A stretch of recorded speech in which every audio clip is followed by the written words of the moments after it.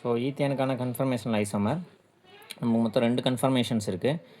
ஒன்று eclipsed, staggered.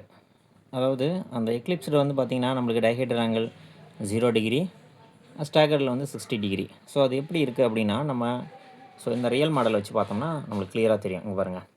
So இந்த முன்னாடி இருக்க இது ஃபஸ்ட் கார்பன், பின்னாடி இருக்கிறது செகண்ட் கார்பன். இப்போ நம்மளுக்கு பார்த்திங்கன்னா எக்ஸாக்டாக நம்மளுக்கு இந்த மேலே இருக்க ஹைட்ரஜன், இந்த ஃபஸ்ட்டு ஹைட்ரஜன் பின்னாடி இருக்க ஹைட்ரஜன் மறைச்சிருக்கு பாருங்கள். ஸோ இந்த ரெண்டுக்கும் உள்ள ஆங்கிள் வந்து பார்த்திங்கன்னா நம்மளுக்கு 0 டிகிரி. ஓகேவா? ஸோ இது வந்து நம்ம எக்லிப்ஸ்டு ஃபார்மாக சொல்லலாம். ஸோ அதே நம்ம ஸ்டாகர்டு ஃபார்மாக இதையே கூட மாற்றலாம். எப்படின்னா நம்ம ரொட்டேட் பண்ணுறோம் பாருங்கள். ஸோ இது இப்படி தான் இருக்குது பாருங்கள். ஸோ இந்த ஹைட்ரஜன் இந்த பின்னாடி இருக்க 2 ஹைட்ரஜனுக்கும் இடையில் இருக்குது.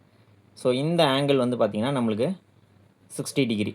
ஸோ இது வந்து பார்த்திங்கன்னா நம்ம ஸ்டாகர்டு ஃபார்மாக சொல்கிறோம்.